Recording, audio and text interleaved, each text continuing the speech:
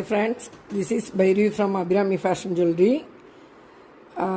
இந்த மாதிரி பெண்டன்ட் நான் ஒரு வீடியோ போட்டு விட்டுருந்தேன். தனித்தனி பெண்டன்ட். ஆக்சுவலாக அதுக்கு மேட்சிங் வந்து செயின் இருக்குது. 8 பிடி இருக்குது, 10 பிடி இருக்குது, 12 பிடி, 14 பிடி. இப்போ இந்த வீடியோவில் வந்து நான் 10 வரை வச்சுருக்கேன். 12ம் 14ம் போட்டு விடலை. கொஞ்சம் நிறைய கலெக்ஷன்ஸ் இருக்குது. இது சும்மா சாம்பிளுக்காக வேண்டி போட்டு விட்ருக்கேன்.